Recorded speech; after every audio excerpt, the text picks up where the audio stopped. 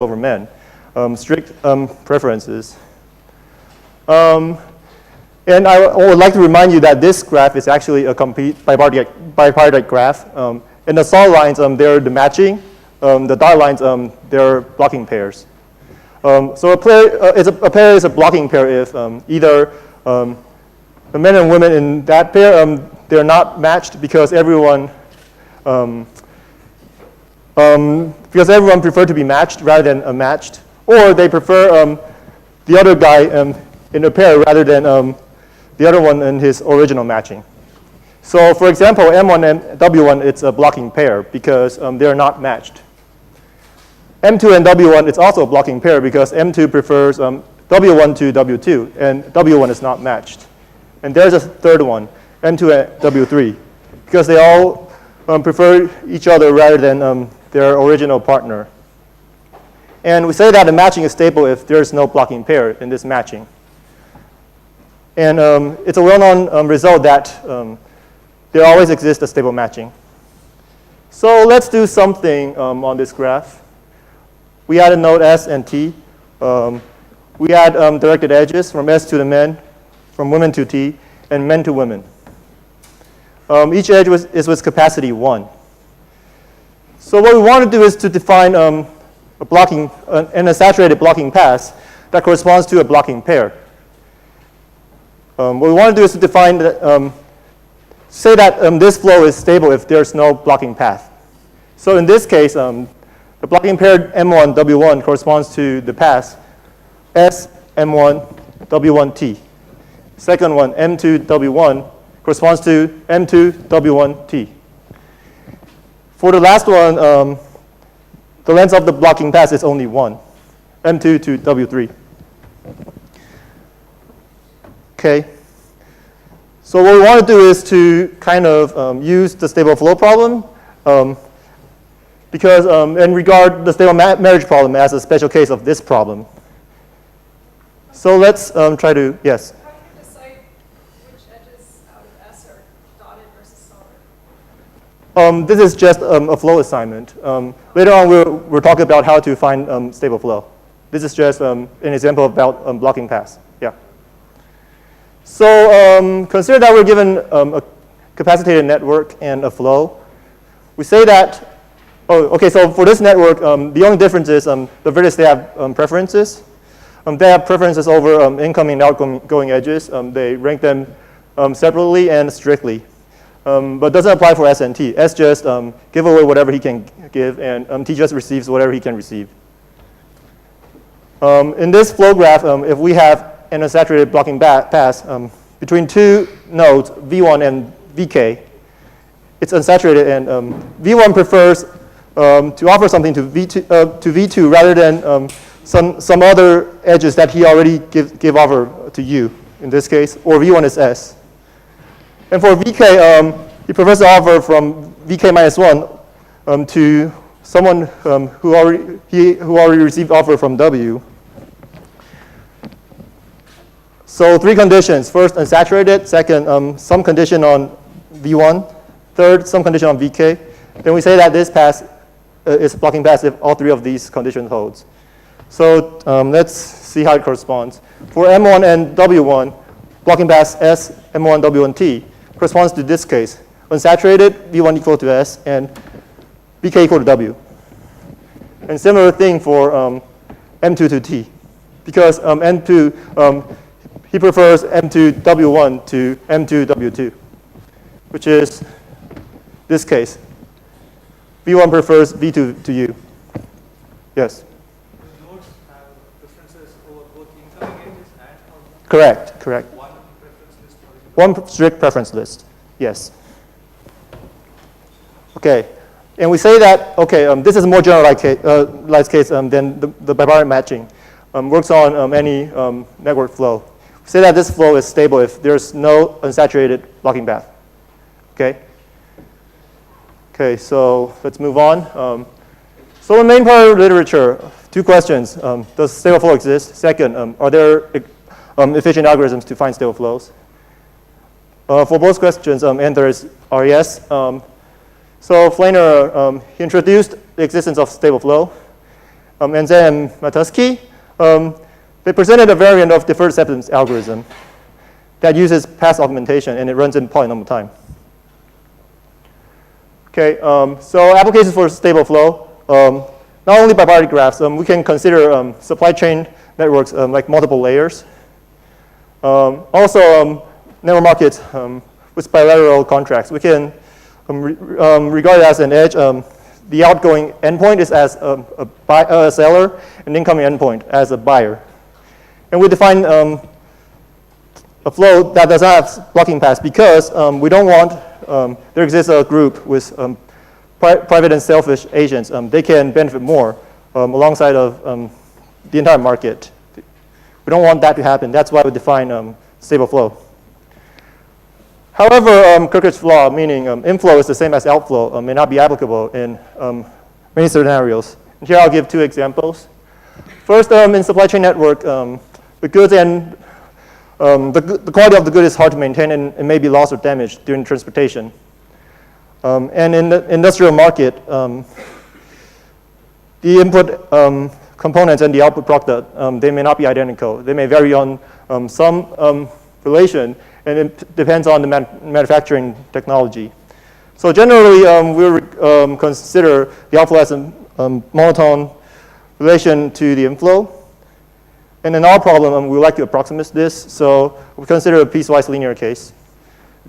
The outflow is piecewise linear to the inflow. And each vertex, they hold their own functional mapping. They don't apply the same thing. They have their own thing. Okay. So two questions. Existence of the stable flow in this case, and are there efficient algorithms to find this? So our first result, yes, it always exists, and this problem can be reduced to scarf lemma. Second result, we designed a deferred acceptance algorithm with path augmentation that runs in polynomial time, where the polynomial involves the number of segments for the piecewise linear segments. Before starting our algorithm, let's consider a simpler case. The case that the network does not have any cycle, and the outflow is linear to the inflow. So basically this and a network without cycle. We call this network a cyclic linear network. So how does it work? Before describing the algorithm, let's look at an example. So in this graph, these are the capacities, 12, 4, and 9. GV is the outflow relation of the inflow. Everything is identical function, except GU, the outflow is half of the amount of inflow. For preference, V prefers to offer things to W than to U, here. While W, he prefers the offer from U rather than V. So we're going to augment our first pass. Augment with value 9 from S to V to W to T. Okay, this is because V prefers to offer things to W rather than U. And W has no choice. He just proposed something to T. And the bottleneck edges are VW and WT. So this is our first augmenting path. We augmented it, and let's take a look at our second augmenting path. Looks like this. From S to V to U to W back to V. Okay. In this case, W, the outgoing capacity is all saturated, so he has to reject something. To reject something, he prefers offer from U. So actually, he's going to accept something from U and reject V. And the bottleneck edge is V to U with flow value 4. Because of the function of U, only half of them are going through to W. And W is going to reject something to V. As a result, W will receive something, flow value of 2 from U and reject V with 2. So here we're going to reverse the edge from W to V. This question mark, usually it's going to be decided later. And in the original approach, because inflow is the same as outflow for each vertex, so the thing between S and V, it's 0 in the original approach. However, we're applying different functions, so a linear function. In this case, flow conservation does not hold, so the question mark may not be 0. In this case, it's 2, because V applies the identical function. We want inflow to be equal to outflow. So we're going to augment this pass. And here we're done. We have a stable flow. Okay. So someone may be curious, what if this is not 12, it's 10?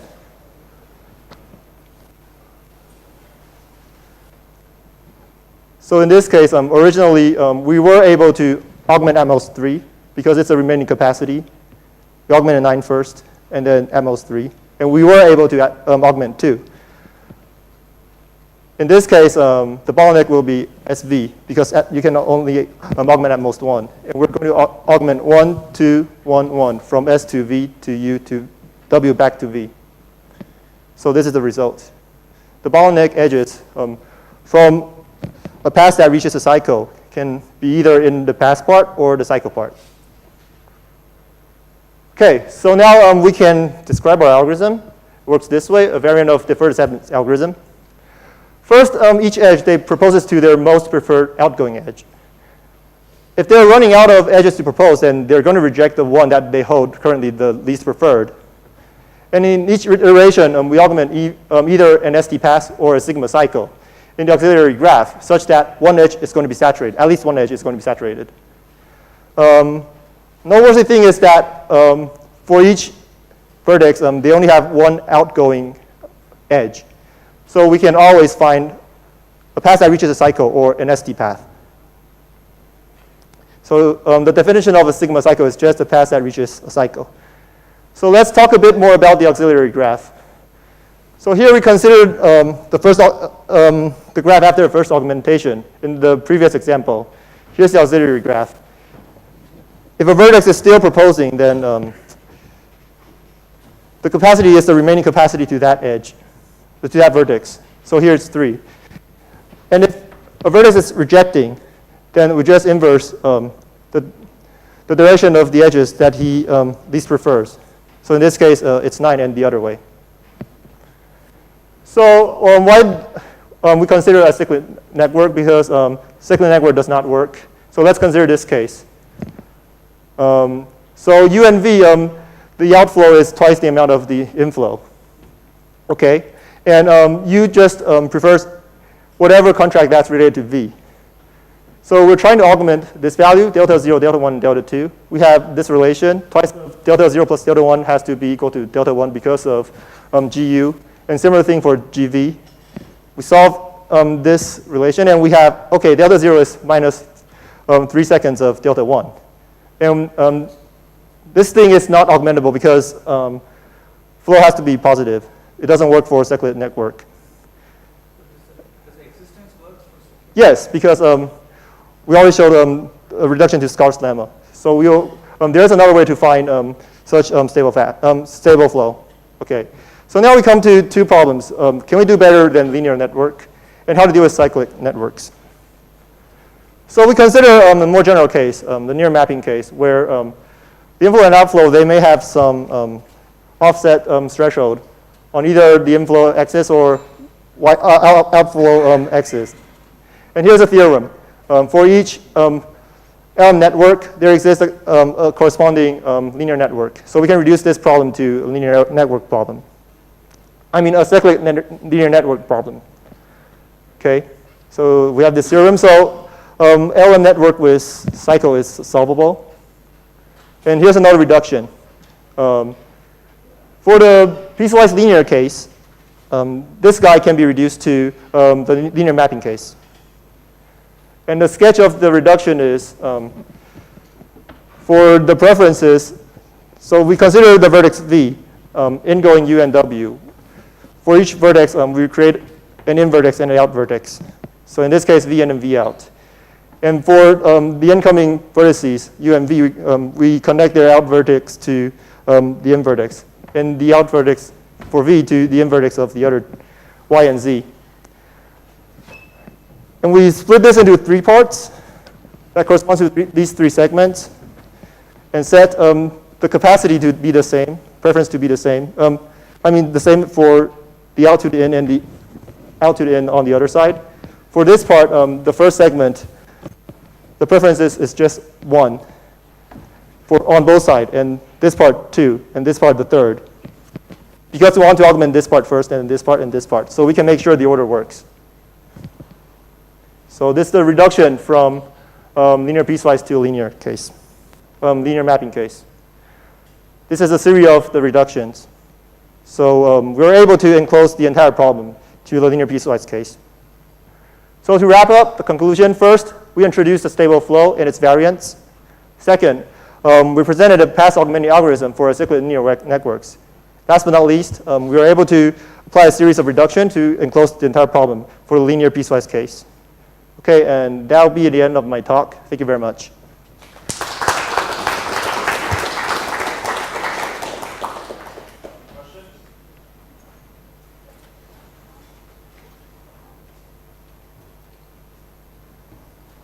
So I actually had a question. Yes. Regarding the flow, is it something specific that you were modeling with the stability? Like finding a stable flow, is there a specific application you had in mind? So far, yeah, good questions. So far, there's none, but I believe there may be some because linear piecewise can be approximated to any kind of monotone function. So, yeah. And actually, there's at least one. There's a stable allocation problem. And for that one, if you can have the weight over each edges, then it means it occupies some of the quota that you want to allocate to someone else. So in that case, you may need weights over edges, and that may be an application for this case. Yeah. Any other questions? Okay, let's thank the speaker.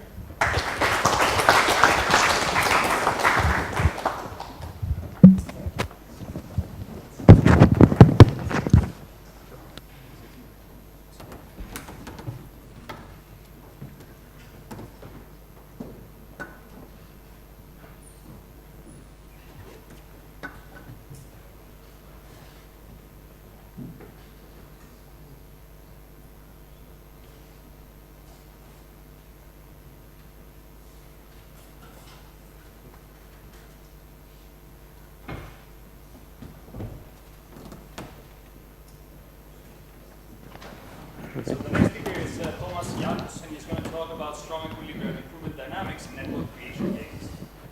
Welcome, everyone. My name is Tomasz Janus, and I came here to tell you about strong equilibria and improvement dynamics in network creation games.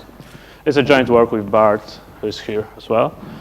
Okay, I'll start this presentation from a short introduction in which I'll show the motivation of the study and introduce the model of network creation game. Then I'll say a few words about related work. And after that, we'll move to the core of the presentation, which is our results. First, on strong equilibria, existence and characterization. After that, I'll say a few words about strong price of anarchy. Then we'll move to the game dynamics. And after that, I'll mention a few open problems for further research. Okay, so the motivation of this study are large-scale networks. I mean, the networks that emerge as a result of an interaction of independent parties. And since we have to deal with distributed interaction, it's quite natural to use game theory to formulate and analyze a problem. And in particular, I'll focus in this presentation only on network creation game model, which was introduced by Fabricant and his co-authors in 2003. Okay, so what is network creation game? So as the name says, it's a game, and this is a game that describes the interaction of many selfish agents. We keep in mind that we want to obtain a network as a result of an interaction of those agents. Hence, we assume that we represent the players as nodes of a network. And we say that the strategy of a player is to choose a set of his a set of her neighbors. And we assume that setting a connection costs a fixed amount of money effort. And we say that every player wants to be close to the other players. Okay? So a player faces a trade-off between being close to the rest of the players and the cost of setting connections. And we add one technical assumption here, that all the players move at the same time. So formally, what do we have here is a strategic game, or the whole family of strategic games, that is parameterized by two values. The number n is the number of players in the game, and alpha is the cost of setting a connection in a graph. It's a constant independent, player-independent constant and edge-independent constant.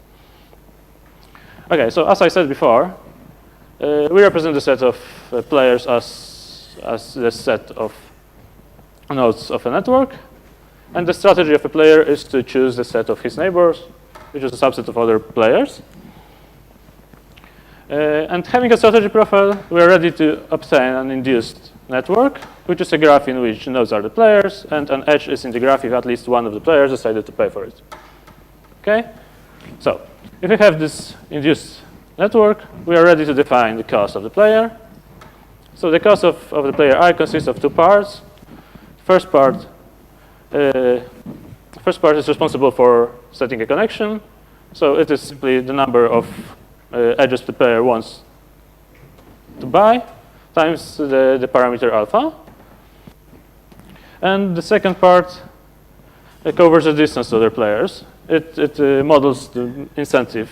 It's like it gives an incentive for a player that he wants to be close to the other players. And here we assume that the distance of a player to herself is 0, and the distance is infinity if there are two players that are disconnected. Okay. Sorry. Okay, maybe a simple example here. So suppose that the strategy profile is described by this figure. So an induced graph, if we forget about the arrows, we obtain an induced network, which I mentioned before. Here I use the arrows to indicate which player pays for an edge. For example, player 2 pays for the edge between 1 and 2, and both of the players 1 and 4 pay for the edge between 1 and 4. Okay. So in this case, the cost of the player 1 is his distance cost, which is 1, 2, 3, 5, and he pays for 2 edges, so his cost is 5 plus 2 alpha. The cost of player 2 is 1, 3, 5, 8, and he pays for 1 edge, so his cost is 8 plus alpha, and so on. It's like I've calculated all of them, but it's like I hope it's clear. We can focus here on this one edge, because this is a situation which never happens. That never happens in an equilibrium, since one of those players can profitably deviate by simply resigning from paying for the edge which is in the graph anyway. Okay.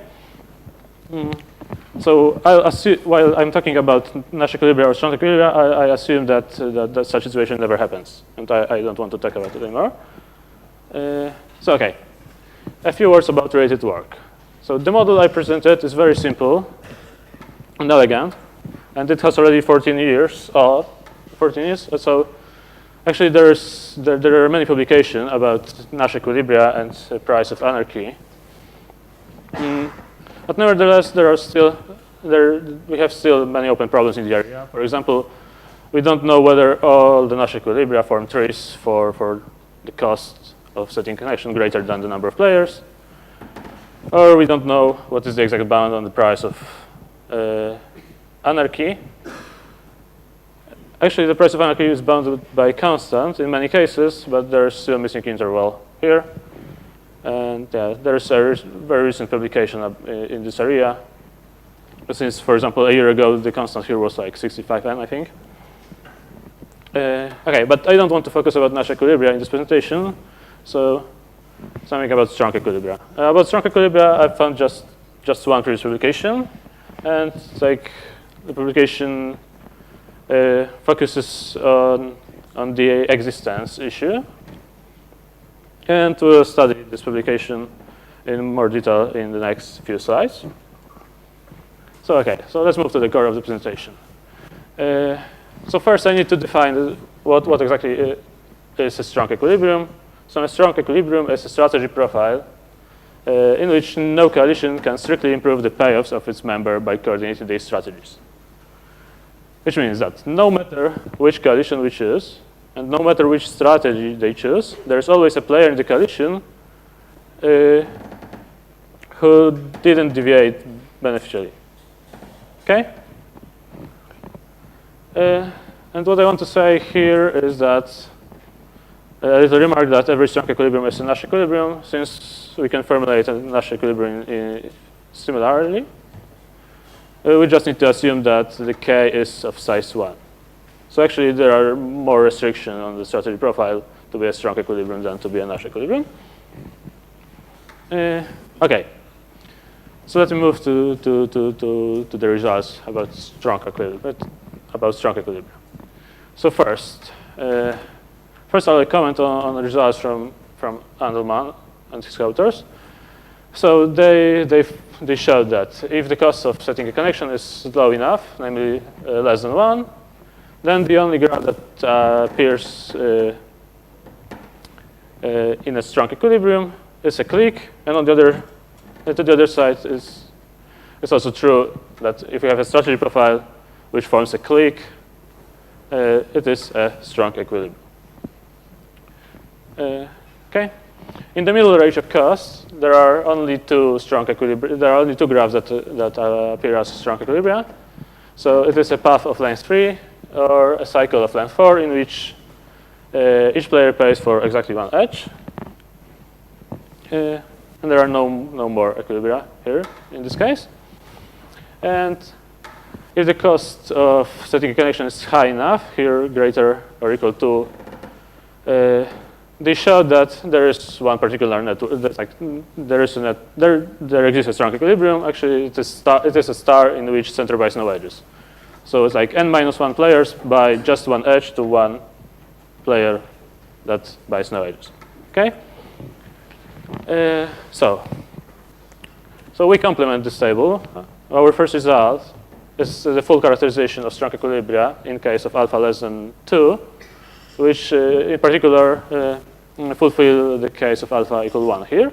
So the characterization of strong equilibria for alpha equal 1 is as follows. So strategy profile is a strong equilibrium if and only if it forms a graph of diameter at most 2, such that its complement is a forest. Okay? Our second result is that in case of alpha greater or equal than 2, in fact, any star is a strong equilibrium. And it was an open problem stated in Andelman et al. Okay. So our next result is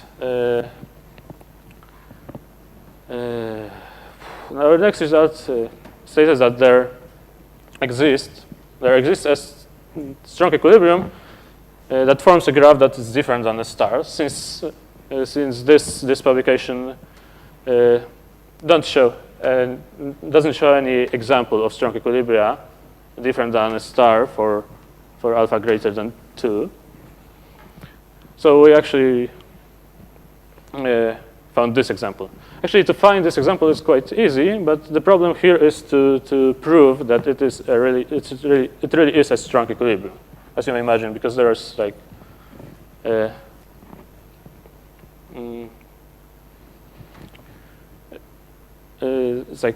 it's hard to prove that no matter which coalition you choose, like they do not have the profitable deviation. Okay. Okay. So maybe I'll say a few words about strong price of anarchy. The strong price of anarchy is a refinement of the price of anarchy in which we replace the set of Nash equilibria with the set of strong equilibria. It's quite natural definition. So it's So we measure how far is the equilibrium solution from the socially optimal solution. Okay, it's like I just want to say that it's quite easy to say what is the optimal, the socially optimal strategy. It's like if the cost of parameter is less than 2, the socially optimal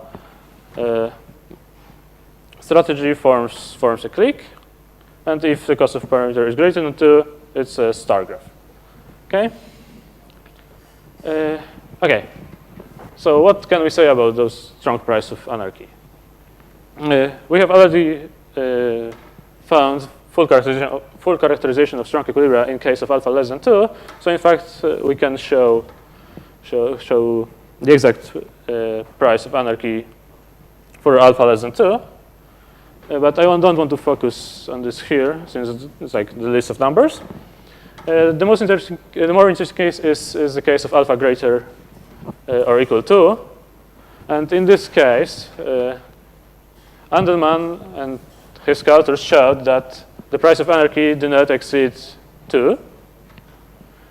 And we complement this result, showing first non-trivial lower bound, actually by using this example, or like we generalize this example into the whole family of examples, which we use to prove that the strong price of anarchy is at least 3/2.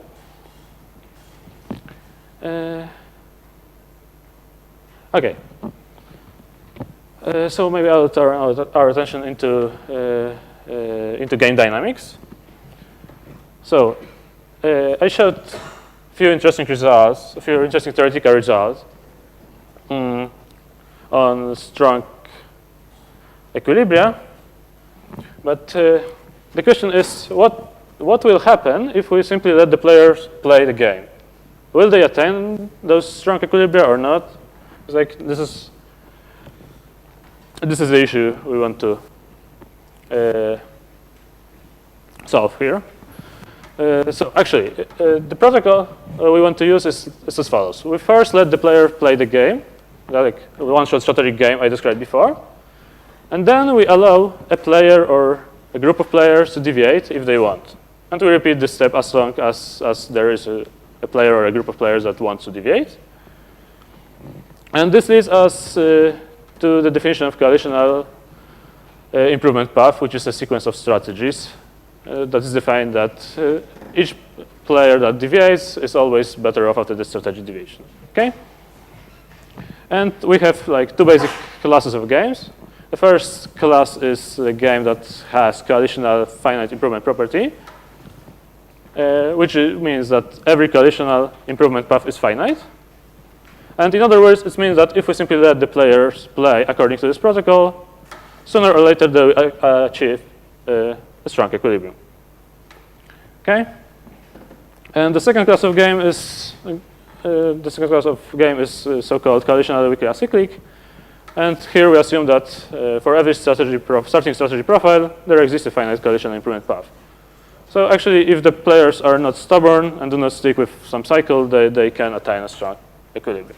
Okay? So what can we say about it? We have figured out that CFAP is actually too strong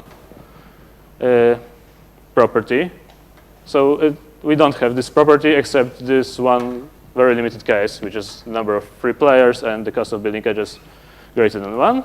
In all other cases, the result is negative, which means that for each cost of building edges there exists a number of players such that the game gamma and alpha does not have the CFIP property.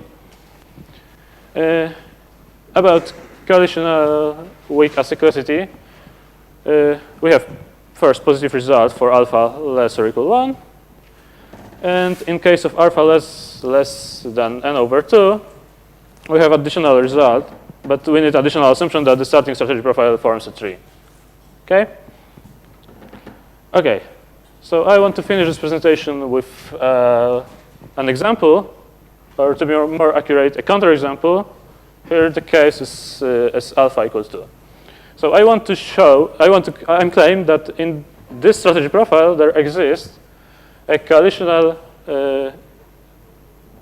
infinite improvement path. Okay? So what is the idea here? The idea here is that we choose a group of players which play somehow against one player. Here's the group of players are player of numbers 1 to 6, and they somehow play against the player 7. Okay? So it's like we would like to have the property that after the strategic deviation, the topology of this network do not change. And it's very easy to extend it for relational improvement path. And in fact, we can do it. It's like this example is constructed as follows, such that we have an avalanche of incentives. I mean that player 1 would take the role of player 2 if he could. Player 2 would take the role of player 3, and so on. And player 6, like till player 6, who would like to take the role of player 7. And this will force player 7 to take the role of player 1, which is like the worst case here. Okay? So actually, let's focus on player 1 so that we can follow how the strategy deviation looks. So they simply change the places. And then the coalition has changed, because this time player 6 is outside the coalition. But since the topology hasn't changed, we can simply continue this interaction. And they could, like, I've shown the coalitional infinite improvement path. Okay? Yeah, so at the end, I want to just mention a few open problems that are still a field for further research. So the first problem that comes to my mind is that we actually still don't know what is the exact price of anarchy. We just know that it lies in the interval between 3/2 and 2.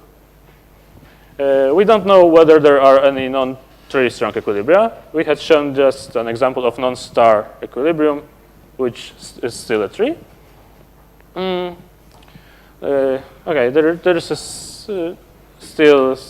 there are still many open problems in terms of coalitional weak acyclicity.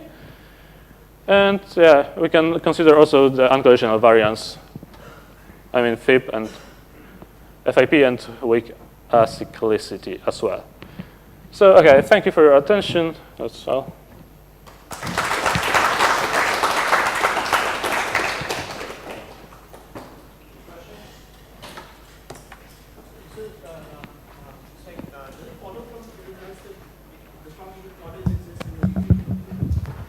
Can I ask for? So does it follow from your results that the strong equilibrium is always easy to compute? Say it one time. It's okay. Is the strong equilibrium easy to compute?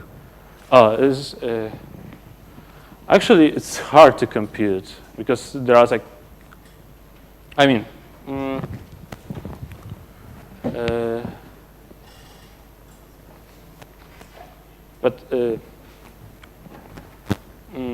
the strong equilibrium is a strategy profile that satisfies, like, we have to show that there is no coalition that can profitably deviate. Like the number of coalition is an exponential.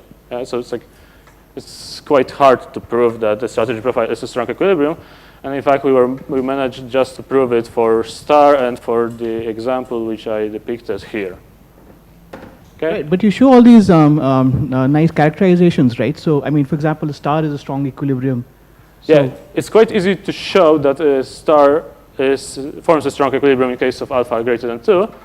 And for example, this case is also quite easy since there are just 4 types of players. It's like there's like a bunch of players here, the player R, the group of players here that bias edges and are different than R, and those players have like, we have here only four different numbers of costs, so it's like we are able to somehow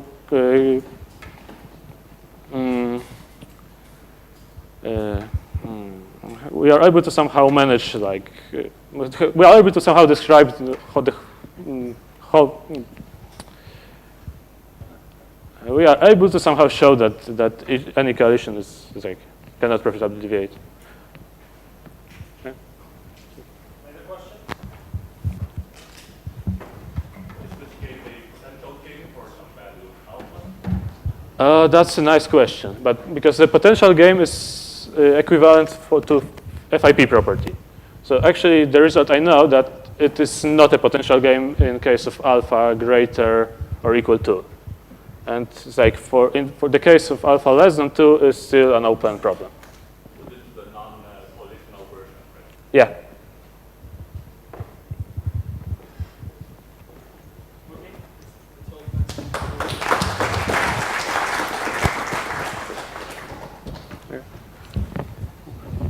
And the third speaker of this session couldn't make it because of visa problems, but we have a recorded video of his lecture talk. Hello, so my name is Matt Leduc, and I'll be presenting this paper called Network Markets and Relational Contracts. This is joint work with Elliott of Cambridge and Ben Golub of Harvard. I myself am from the University of Aix-Marseille in France.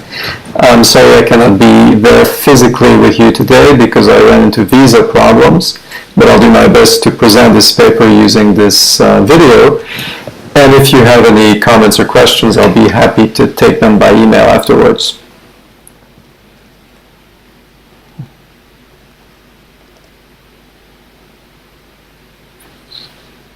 Now, relationships play a crucial role in the functioning of many markets. Empirical studies of commercial relationships find that suppliers can act opportunistically, for example, by delivering a lower quality than promised after being paid. That's a classical hold-up problem. Informal relationships matter. Clearly, formal contracts are not always possible, for example, in developing societies.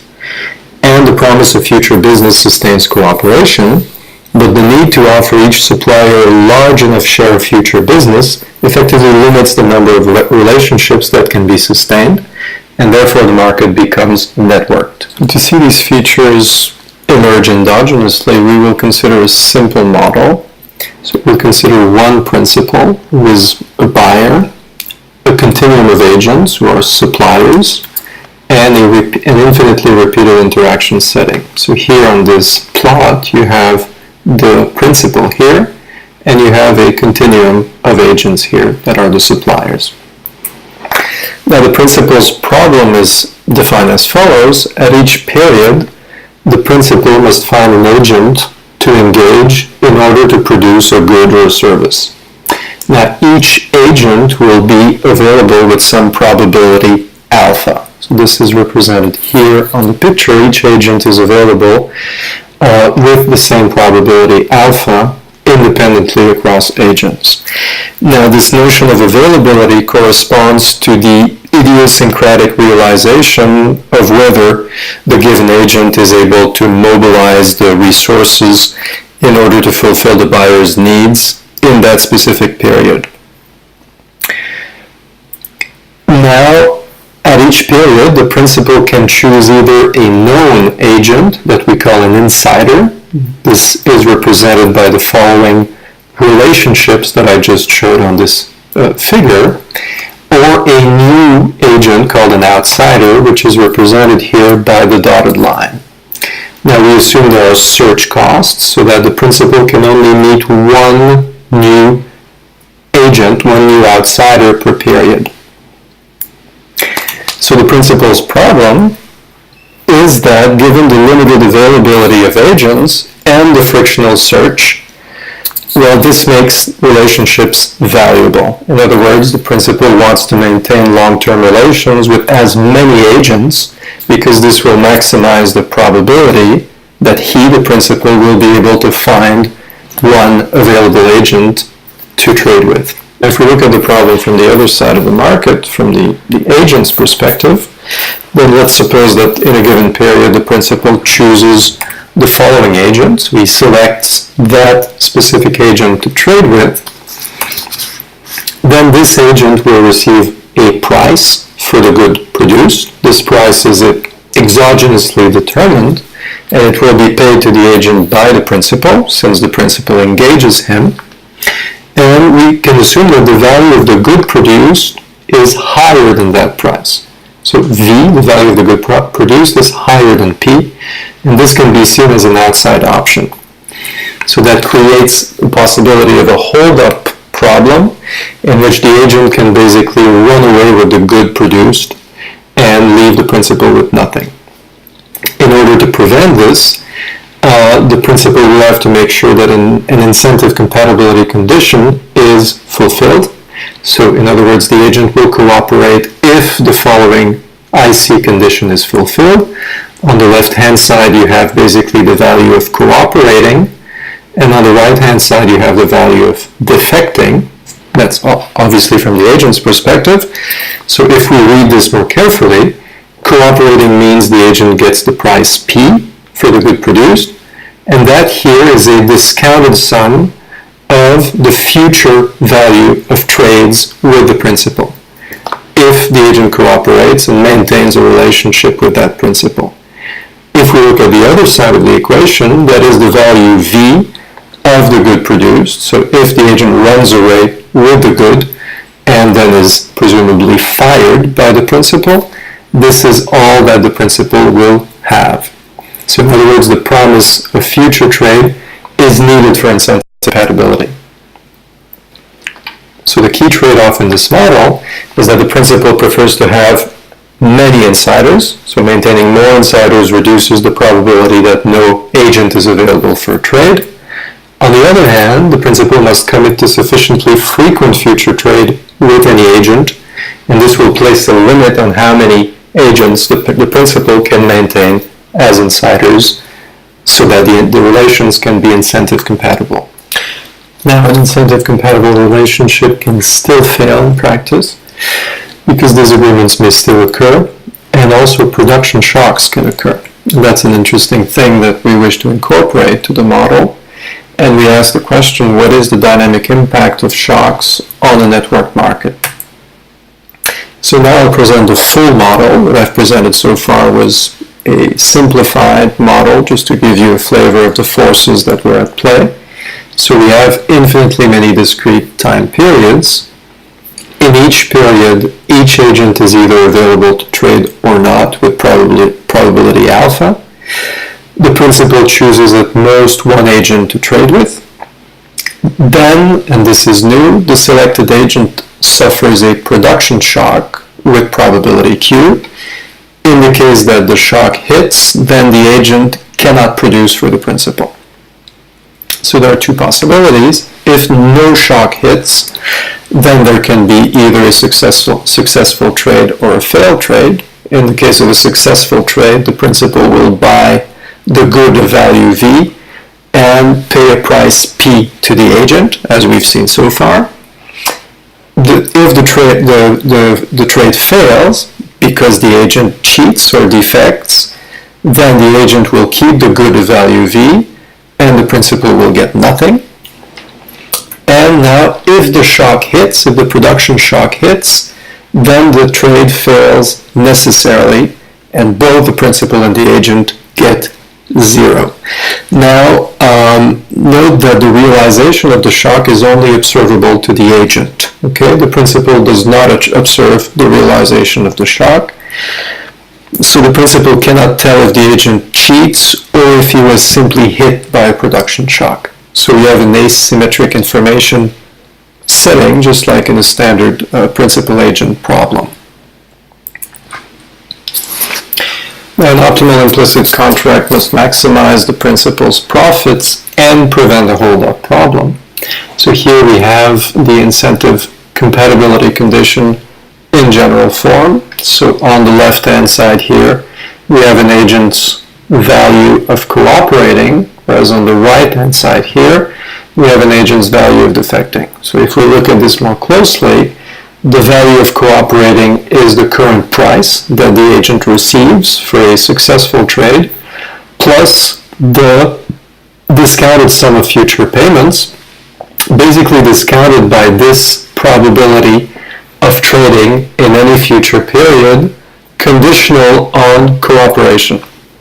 And likewise, on the other side of the equation, we have the current value of cheating, which is the value of the good V, plus the continuation value, which is now weighted by the probability of trading in any future period, but conditional on defection at time t.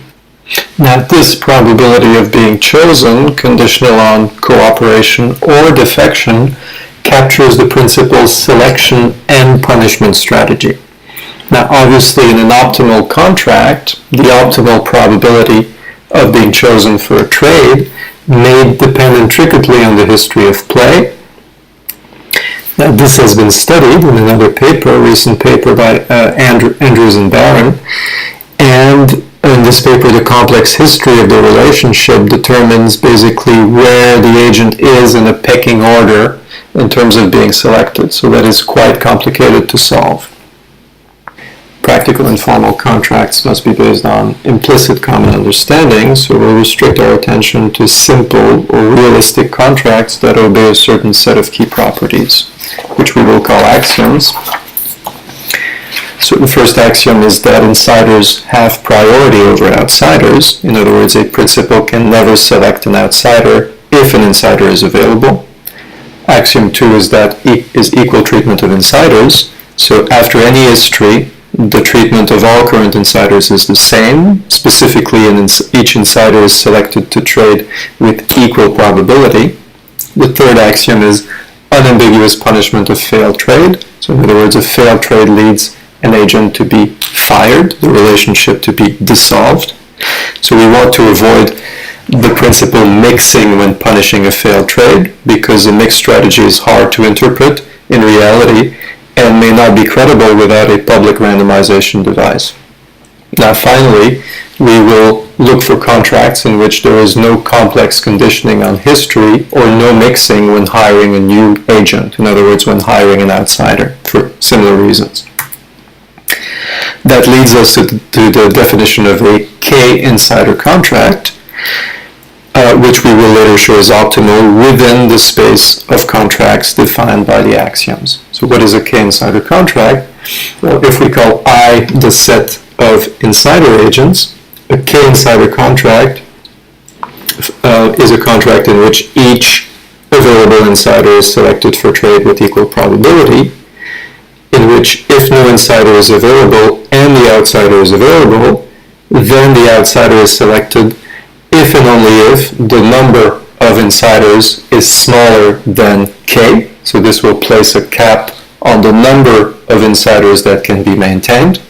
And finally, successful trade is rewarded by insider status, so the relationship is kept, while an unsuccessful trade is punished by firing, so the relationship is dissolved. So in an incentive-compatible K-insider contract, the principal can be in a state that we call D, defined by the number of insiders she currently holds. So to visualize how a dynamic network of relations evolves over time, we'll consider an example here with K is equal to 3. So at time t here, D is equal to 3, because the number of insiders held by the principal is 3. And let's suppose that this agent is selected to trade, then he is hit by a production shock, and therefore the trade fails, and so he's fired by the principal. So this relationship dissolves, and D goes down to 2. Now in the next period, suppose this agent is selected to trade by the principal, no production shock hits, the trade is successful, so this agent is kept as an insider, and D remains at 2.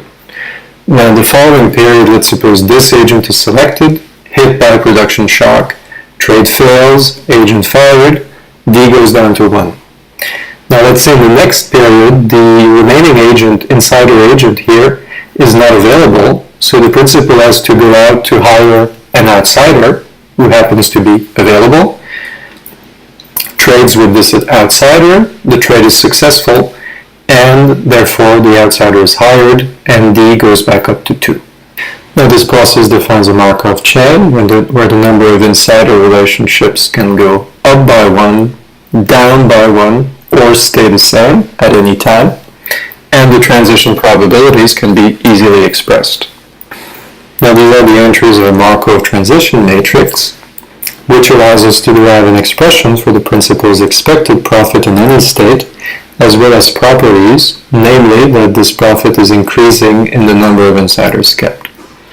Similar calculations allow us to derive an expression for an agent's expected utility and properties, namely that this utility is decreasing in the number of insiders a principal keeps, Now this leads to a much simpler form for the incentive compatibility condition, as you can see, considerably simpler than the intractable expressions I showed earlier. Now we call a relational contract constrained efficient if 1, it is simple, meaning that it satisfies the axioms of simplicity that we mentioned earlier. 2, it is incentive compatible, and 3, it maximizes the expected payoff of a principal. So we have a first proposition which states that a relational contract is constrained efficient if and only if it is a K star insider contract, with K star being given by the highest number of insiders that a principal can keep without violating any agent's incentive compatibility condition. So this result is an exact characterization of what our simplicity assumptions imply about a principal's behavior when combined with optimality within this class of simple contracts. So it can be shown that every constrained efficient contract must have that form. Now to analyze the behavior of an entire market, we can define a continuum of principles with mass 1. We can define the insider contract game, so all principals simultaneously choose and commit to any insider relational contracts. Now to make the agent's problem separable across principals, we can assume that each agent can simultaneously supply any number of principals. Then we look for a Nash equilibrium of this game. So we have an existence and uniqueness result, so that there exists a unique equilibrium of this insider contract game, in which all principals choose an insider contract with a maximum of K star insiders. Now to this K star corresponds a random bipartite graph between the set of principals and the set of agents. Now this bipartite graph is composed of overlapping relational contracts. It's a dynamic object evolving according to the Markov process that we defined earlier. And the stationary degree distribution of a principal, that's the stationary distribution of the number of insiders that he holds, is the stationary distribution of the Markov transition matrix that we saw earlier. Now we can view business relationships as social capital since they help bring about production and trading opportunities. Now when agents cooperate, we can define the welfare per period as follows, where this first term here is the expected surplus from a trade, remembering that V is the value of the good produced, and this larger term here is the number of trades, or the mass of trades, which depends on the structure of the network market through the stationary degree distribution F here. It can be shown that this welfare is increasing in K. Now suppose the shock probability Q increases, for example, in an economic downturn. We wish to answer the following questions. Does the mistrust associated with turbulent economic times destroy social capital? And how does the structure of the network market relate to the extent of that destruction? Now to answer this question, we can look at the following figure. This plots the optimal K star, chosen by principals in equilibrium, against the shock probability Q. We see that the number of well-incentivized insiders that a principal can keep decreases sharply as Q increases. This is because the value of future trades is reduced by the higher probability of a failed trade, and this tightens the incentive compatibility constraint of an agent. The principal thus cannot keep as many well-incentivized insiders as Q increases. Now in this other figure, we plot the welfare against Q, and we see a similar pattern, since the decreasing number of relationships reduces the probability of finding a trading partner, and thus the surplus that can be achieved from trading. Note that these two results are formalized as propositions in the paper. So in conclusion, this work may provide new connections between the theory of relational contracting and the theory of network markets. It may also suggest micro-foundations for the economic analysis of recessions, and may provide testable implications. Now, for any questions or comments, feel free to send me an email at the following address, and I wish all of you a very enjoyable conference.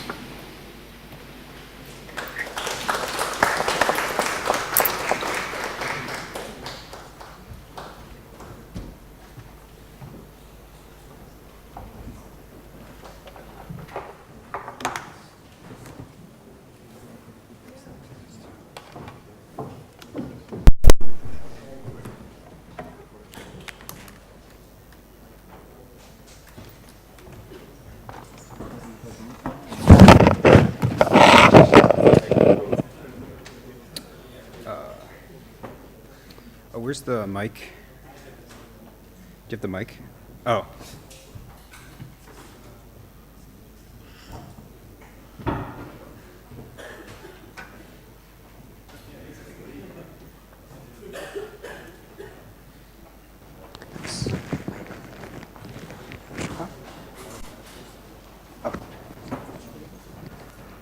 Yeah, mine it is. Yeah. Oh, let's see.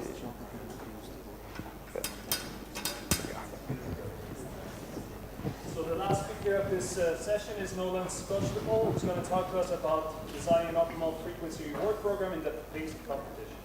Hi, good morning. So yeah, today I'm going to talk about reward programs. In particular, these things we call frequency reward programs in a simple model of duopoly.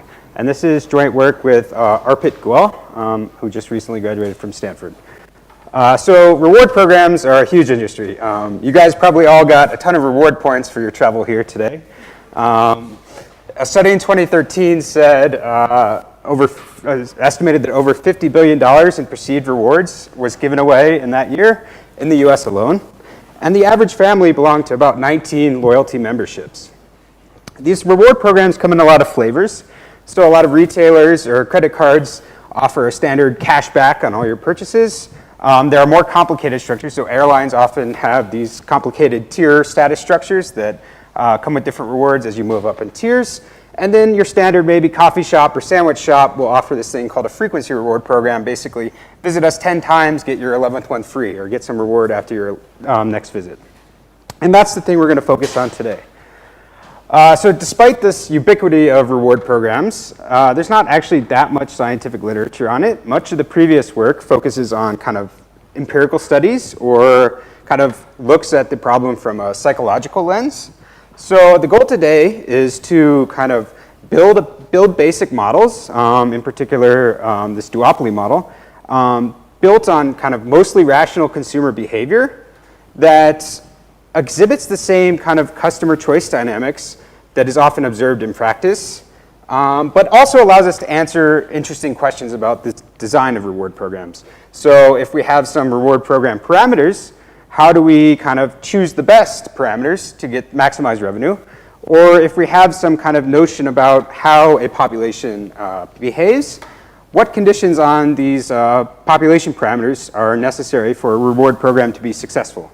So we're allowed to kind of work beyond just understanding how customers behave and actually answer questions about optimal reward programs.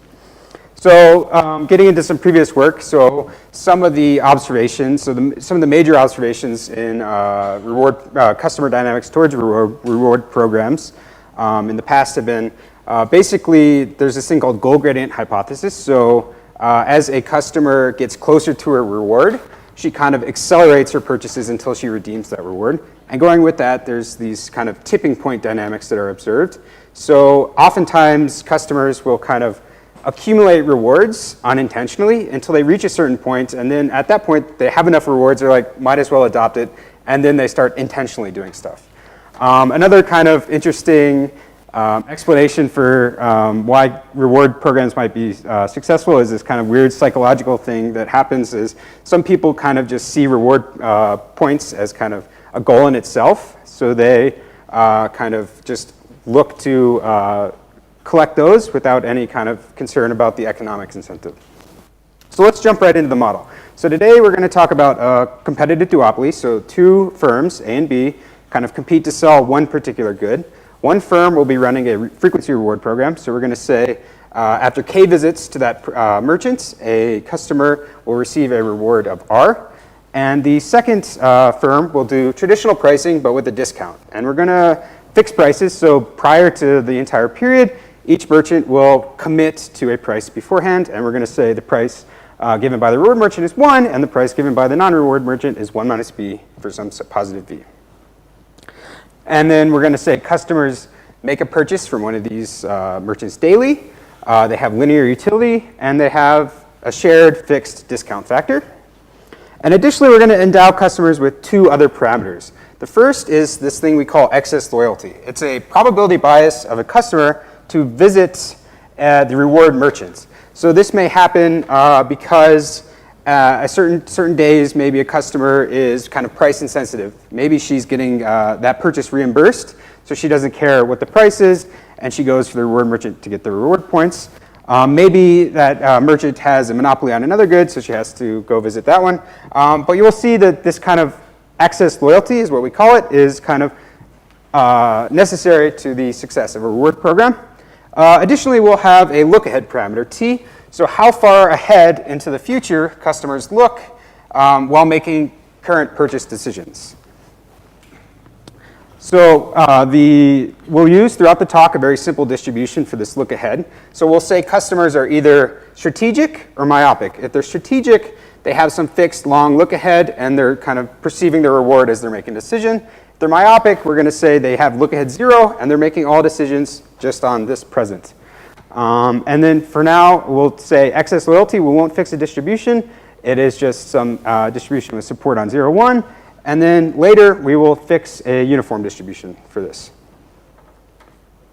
Great, so this is how customers behave. How do they make decisions? So every time they have to make a purchase, they look to maximize their long-term expected utility, which we'll say is V, and we'll discretize this as the number of times they've visited the reward merchant so far. So we can write this as a simple dynamic program. So if a customer is in state I, she's visited I times already, and on her next purchase, she either exogenously visits the reward merchant with probability lambda, and with probability 1 minus lambda, she either takes an immediate utility of V and stays in state I, or takes an immediate utility of 0 and goes to state I plus 1. And when she reaches state K, she receives the reward of R. So once we have this dynamic program, we can solve it. And what we'll see is very similar dynamics to what we were describing before. So there is this kind of state I naught, basically. So after, prior to this state, all visits to the reward merchant will be the exogenous visits based on the probability bias. After she has accumulated enough kind of reward points, then she chooses to visit the reward program always until she redeems that reward, and then it resets. So I just wrote that formal statement here. Note that we need V to be an increasing function in I. And we denote this kind of transition point, this program adoption point, as I naught. And notice that it does not depend on the excess loyalty. It depends just on the look ahead parameter. And this is the functional form, basically. You can see that if the reward is kind of increased or the distance to get the reward is decreased, so basically higher rewards, the program will be adopted sooner. If there's a larger discount or less look ahead, the program adoption will be later. And just to note, VI is increasing if we have this condition on R, which is not very restrictive. In fact, we'll use something called proportional budgeting, and that will trivially satisfy this condition, so we don't have to worry about it. Great. So this is the customer dynamics. It matches previous work. Now let's look at how the revenues of these two merchants expand or grow over time. So we're going to look at the rate of revenue. So how much money is each company making per customer per reward cycle. So the reward cycle is just the number of visits it takes to collect the reward, total visits to both stores. So that is a random variable, right? The length is random. And we're going to say the randomness is captured in this tau thing. So once this random variable represents the number of visits taken to reach the kind of transition point.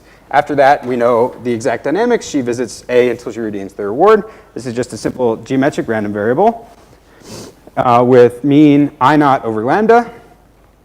And we can write the rates of revenue here. So on each reward cycle, there are K visits to store A and tau minus I naught visits to store B, and we know the revenue earned at each time. So we're going to limit our study to this thing called proportional budgeting. So previously, this reward merchant was setting two parameters, K and R, and optimizing over these. Now we're going to say R is some alpha KV. KV is kind of that discount earned, or kind of the money saved if you visited B K times, right? So it's that discount, accumulated discount of K visits to the discounted store instead of the reward program. And we're going to just say, oftentimes a company, if they're running a reward program, they might want to budget how much money they want to give out. So if alpha equals 1, it's kind of an exact budget as running a traditional discounting. And this simplifies our expressions greatly, and now the reward program merchant will optimize over alpha and k instead of alpha and r. Cool, so now we have what the rates of revenue are. So now I want to give this definition of this zone of influence, we're calling it. So this zone of influence is the kind of fraction of visits required for a customer to adopt the reward program. So it's that I naught over k. K is the number of visits required for the reward program cycle. I naught is the number of visits required before you adopt. And we call it this zone of influence because oftentimes this is where companies want to kind of influence you to adopt. And oftentimes when you sign up for a new reward program, you get kind of bonus points. If you sign up for a new credit card, you get a bunch of bonus miles or something like this. So this is them trying to accelerate your adoption of the program. We're not going to worry about that, but we're just going to kind of tie this to the maximal revenue, the parameters for the maximal revenue. So we can minimize this zone of influence. So that kind of corresponds to minimizing the time required for you to adopt the program. So if we have this proportional budgeting and some fixed alpha, and we require that beta is close to 1, which is not very restrictive, then we can say that the influence zone is minimized when k equals this. So E over alpha 1 minus beta. And that just comes from writing this I naught over k, the zone of influence is 1 minus delta k, and then expanding k over delta and maximizing that. Cool, so once we have this zone of influence, we figured once we have like our mind around that, it actually turns out that we can optimize the revenue of the reward program merchants with a very similar relationship. So as long as beta is close to 1 and we have the same proportional budgeting, then the optimal parameters for a reward program merchant, alpha and k, have this kind of product relationship. So alpha times k is always equal to E over 1 minus beta.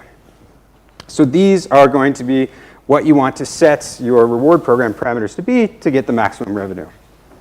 And very cool is this does not depend on any assumptions of your distribution on excess loyalty at all. So I mean, excess loyalty is kind of this vague concept that you don't really have any handle on what it might be for your customer population. These results are independent of that, so you can kind of set your reward program without any knowledge and still know that you're going to get optimal revenue. And it's a similar kind of argument to what we did for the influence zone. So yeah, so maximizing revenue corresponds to minimizing this influence zone. It's pretty intuitive, right? If you want to maximize your revenue, you want to entice people to come visit and adopt your program as quickly as possible. So these are all ideas about how to maximize the revenue of the reward program, but we haven't said anything about is that reward program performing better than the traditional pricing merchant. If not, then why even run that? You can optimize your reward program, but if the traditional pricing is still better, you might as well do that, right? So here, I'll briefly discuss kind of comparing, in this setting, comparing the two revenues and finding what conditions on your population will be successful for your reward program, in which case, when does the reward program outperform the traditional pricing? And here we're going to limit excess loyalty to be uniform on this distribution 0b for some small b. And now our customers are described by exactly two parameters, P and B, right? P is the fraction of strategic customers, and B is a description of your excess loyalty distribution. So obviously for the reward program to outperform the traditional pricing, we need the rate of revenue to be greater than that of the traditional pricing. And then we also need this kind of silly condition that we introduced this concept of excess loyalty, right? So if we have a lot of excess loyalty, I mean, you can still price at a higher thing and not offer a reward and still get some revenue because you're getting all these exogenous visits. And that rate of revenue in this case will be B over 2. So to actually offer a reward, we also want our rate of revenue to be greater than this kind of dummy version of not offering a reward and just taking exogenous visits. So for any alpha and v fixed, we can look at like the population, the PB pairs of the population that describe the population, and figure out what these parameters for the population must be for the reward program to be successful. So here I've just fixed v, I think at 0.05, and plotted for different alpha values, all pairs b and p for the population. The yellow regions in each of these plots correspond to when the rate of revenue is greater than b over 2. The blue is when the rate of revenue of the reward merchant is better than traditional pricing, and green is the overlap. So obviously, you can see as alpha increases, basically the reward you're giving increases, the green region increases, so more populations will be susceptible to successful reward programs. And then also you see on all of these, there's some minimum p-value in which the reward program will be successful. So this is saying you need some minimum fraction of your population to be strategic to have a successful reward program. And finally, as this p-value increases, so going up the y-axis, your kind of allowable b range is increasing as well. So this is saying as your population becomes more strategic, you need less emphasis on this excess loyalty. So these are all pretty obvious, but it's good to have kind of intuitive results based on a simple model. And in this case, it's useful to keep in mind that we're not strategic. So we're saying this is kind of, if you think about it, this is kind of when the traditional pricing merchant has kind of committed to a price for a long time beforehand, and now we're looking at the reward merchant kind of being strategic and choosing which reward program parameters. So these conditions on alpha, p, b, and v are all kind of complicated, but we can kind of say for any fixed alpha and fixed v, these things are true. So there's always some minimum strategic fraction of your population you need, and as that minimum fraction goes up, the kind of emphasis on excess loyalty goes down. So these are kind of formal statements. I won't go into the details. So like I said, this kind of analysis just tells us some pretty intuitive things. You need a strategic fraction of your population. You need, as that strategic population goes up, you need less emphasis on excess loyalty. Also, as we saw, if you have a ton of excess loyalty, basically if you're in the monopoly setting, there's no need for a reward program. You can just rely on these exogenous visits. And then I guess if you have some reason to believe that your customer population has this uniform excess loyalty distribution, then you can kind of use these actual results to guide your choice. So what we've seen today is kind of this simple model based on kind of mostly rational consumer behavior in this competitive duopoly, and we solved for the customer dynamics, and they actually matched a lot of the previous kind of empirical and psychological studies. I think the most important thing was when we were maximizing profit, we could do this independent of excess loyalty distribution. I think is very important because we don't actually have good estimations for that. And then we saw kind of some conditions on your population necessary for a reward program to thrive. And again, this is not competitive analysis or strategic analysis, so there's a lot of extra work we could do. So we could do the strategic duopoly. We've only done these kind of frequency reward programs. So we haven't looked at more complicated structure, multi-tiered structure. And I think another interesting problem is kind of just estimating these excess loyalty and strategic parameters from your population from data. So with that, I'll take any questions. Yeah. I was wondering, how do you think this model is applicable to microtransactions as well? Sorry, say it again? Do you think the model is applicable to microtransactions? To microtransactions? I think at least the strategic. So I guess what do you can you define microtransaction? For example, where we pay some fixed price and then charge the other way around from you pay a fixed price advance and start charging a premium for additional services. So yeah, I guess I hadn't thought of that. You could probably kind of apply similar techniques to do something like that. I haven't thought of it. The result would be completely fixed. Okay, yeah. Yeah. The subscription and additional services. Yeah. Then the more strategic consumers you have, you'll see less Yeah. Yep. success of the program. Yeah, I think that's correct. Yeah. Yep. Thank you. Yep.